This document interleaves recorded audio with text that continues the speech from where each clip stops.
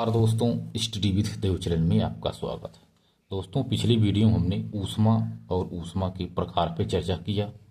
अब देखते हैं दोस्तों, ऊष्मीय प्रभाव, ऊष्मीय प्रसार। ऊष्मीय प्रसार किसे कहते हैं? ऊष्मीय प्रसार की बात की जाए तो इसको ठोसों में, द्रव में तथा गैसों में ऊष्मीय प्रभाव प्रसार को पढ़ेंगे कि ठोसों में ऊष्मीय प्रसार कैसे होता है, द्रव में कैसे होता है, गैसों में कैसे होता है। ध्यान से देखना दोस्तों, ऊष्मीय प्रसार को तीनों को गर्म करने पर, ठोस, द्रव, गैस को तीनों को गर्म करने पर इसके आयतन में वृद्धि होगी और घनत्व में कमी होगी। ये ध्यान देना दोस्तों, चाहे ठोस हो, चाहे गर्म हो, चाहे गैस हो, चाहे ठोस हो, चाहे द्रव हो, चाहे गैस हो, इन तीनों को यदि हम गर्म करते हैं तो इसके आयतन में वृद्धि हो जाती है, यानी फैल जाएगी, और लेकिन घनत्व में कमी होती है। इसको आपको ध्यान से समझना है, नोट कर लीजिए, क्योंकि पूछे द्रव में ऊष्मीय प्रसार यानी इसको गर्म करते हैं द्रव को, तो उस पर क्या प्रभाव पड़ेगा? तो प्रभाव यही पड़ेगा कि आयतन में वृद्धि होगी और घनत्व में कमी होगी। पहले देखते हैं दोस्तों, ठोसों में ऊष्मीय प्रसार। ठोसों में ऊष्मीय प्रसार,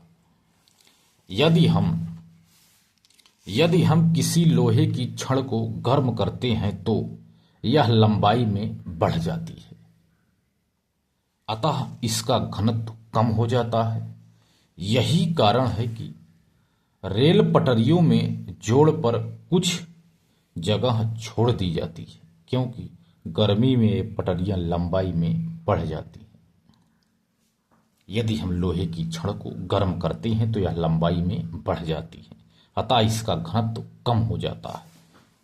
यही कारण है कि रेल की पटरियों में जोड़ पर कुछ जगह छोड़ दी जाती है, क्योंकि जब गर्म किया जाता है रेल पटरियों को तो थोड़ा फैल जाती हैं और ठंडे में सिकुड़ जाती हैं। बिजली के तारों को ढीला खींचा जाता है। जो बिजली के तार हैं दोस्तों, इनको ढीला खींचा जाता है, क्योंकि तार हैं, तार ठंडे में सिकुड़ जाते हैं तार। लेकिन यदि शीशे की छड़ को गर्म किया जाए तो यह लंबाई और चौड़ाई दोनों में बढ़ जाता है। ये भी नोट कर लेना दोस्तों। लेकिन है, बिजली के तारों को ढीला खींचा जाता है क्योंकि तार ठंडे में सिकुड़ जाते हैं। अब देखते हैं द्रव में प्रसार। ठोस में प्रसार देख लिया दोस्तों, अब द्रव में प्रसार देखते हैं। पानी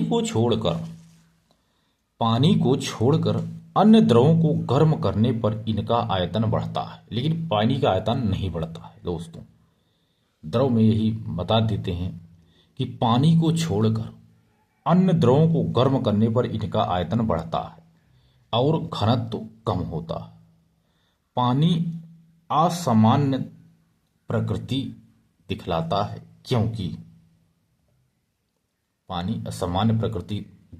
क्योंकि जीरो डिग्री पर पानी का आयतन सबसे अधिक होता है और घनत्व सबसे कम होता है। 0 डिग्री पर पानी का आयतन सबसे अधिक होता है और घनत्व सबसे कम होता है। दूसरे शब्दों में, पानी बर्फ के रूप में जमने पर फैल जाता है। यही कारण है कि ठंडी की रातों में जब सप्लाई पाइपों में बर्फ जम जाती है तो ये पाइपें फट जाती हैं। यही कारण है दोस्तों, क्योंकि उसके बर्फ जमने पर उनके जो बर्फ यदि जमता है तो फैलता है, क्योंकि इनकी घनत्व भले हो लेकिन इसके आयतन में परिवर्तन होता है जब ये वृद्धि इनकी हो जाती है थोड़ा बहुत। 0 से 4 डिग्री तक गर्म करने पर इनका आयतन घटता है और घनत्व बढ़ता है। 0 से 4 डिग्री तक गर्म करने पर 0 से 4 डिग्री तक गर्म करने पर पानी का आयतन घटता है लेकिन घनत्व बढ़ता है। 4 डिग्री पर पानी का घनत्व सबसे अधिक होता है। 4 डिग्री पर पानी का घनत्व सबसे अधिक होता है, 0 डिग्री पर घनत्व सबसे कम होता है, 4 डिग्री पर पानी का घनत्व सबसे अधिक होता है। यही कारण है कि ध्रुवीय प्रदेशों में बर्फ के नीचे भी मछलियां व अन्य जीव जिंदा रहते हैं। और भी है, यदि पानी से भरा बोतल प्लास्टिक का, यदि उसमें बर्फ जमाई जाए तो बर्फ के जमने से जब उसके आयतन में वृद्धि होगी तो बोतल टूट जाएगा, क्योंकि वह बर्फ में जमेगा तो उसके आयतन में वृद्धि होगी। क्योंकि बर्फ के नीचे का तापमान 4 डिग्री सेंटीग्रेड होता है, 4 डिग्री पर पानी होता है, बर्फ के रूप में वह नहीं जमता है, इसलिए बर्फ के नीचे मछलियां और अन्य जीव जिंदा रहते हैं। ठंडे प्रदेशों में इंजनों में पानी डालते समय एथिल ग्लाइकॉल मिला दिया जाता है, जिससे पानी इंजन में जमने ना पाए। 4 डिग्री के बाद पानी को गर्म करने पर 4 डिग्री के बाद भी पानी को गर्म करने पर पानी अन्य द्रवों की भांति व्यवहार करने लगता है, अर्थात इसका आयतन बढ़ता है और घनत्व कम होता है 4 डिग्री के बाद। अब देखते हैं गैसों में प्रसार। गैसों को गर्म करने पर इनका आयतन बढ़ता है और घनत्व कम होता है। ये हो गए गैस। इसके बाद ऊष्मा संचरण की विधियां। आइए देखते हैं दोस्तों ऊष्मा संचरण की विधियां। तो सबसे पहली विधि है चालन विधि।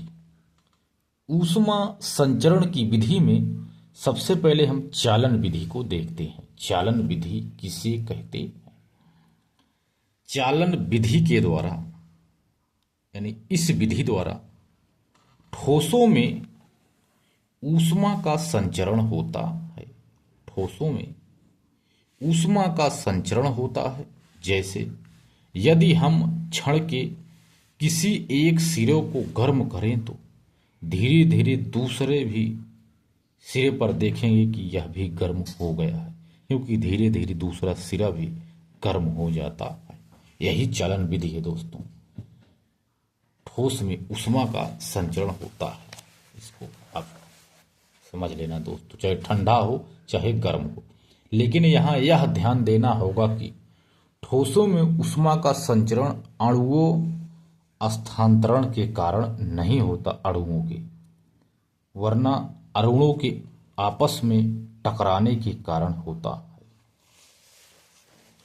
यहाँ यह भी ध्यान देना है दोस्तों कि जो ठोस में ऊष्मा का संचरण अणुओं के स्थानांतरण के कारण नहीं होता है, जबकि अणुओं के आपस में टकराने के कारण होता है। संचरण स्थानांतरण के नहीं बल्कि टकराने से होता है। ये चालन विधि हो गई। दूसरा है संवहन विधि। इस विधि के कारण यानी संवहन विधि से द्रवों और गैसों में ऊष्मा का संचरण होता है।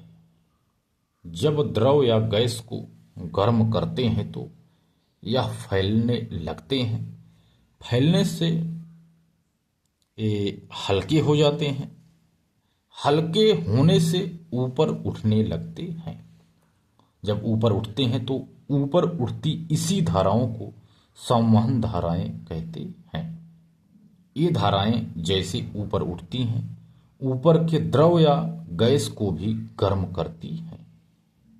यही है संवहन विधि द्वारा भी द्रवों और गैसों में ऊष्मा का संचरण हो जाता है। अगला है विकिरण विधि द्वारा। विकिरण विधि द्वारा भी ऊष्मा का संचरण होता है। विकिरण विधि से निर्वात में भी यानी जहां हवा नहीं होता, निर्वात, वात नहीं होता, वात मीन्स होता है हवा, निर्वात में भी ऊष्मा का संचरण होता है। सबसे अधिक ऊष्मा का संचरण इसी विधि से होता है, विकिरण विधि से। अगला विधि है अभिवहन विधि। अभिवहन विधि क्या है? इस विधि से ऊष्मा का क्षैतिज संचरण होता है। अभिवहन विधि से ऊष्मा का क्षैतिज संचरण होता है, जैसे पश्चिम की गर्म हवा पूर्व की हवा को गर्म कर देती है।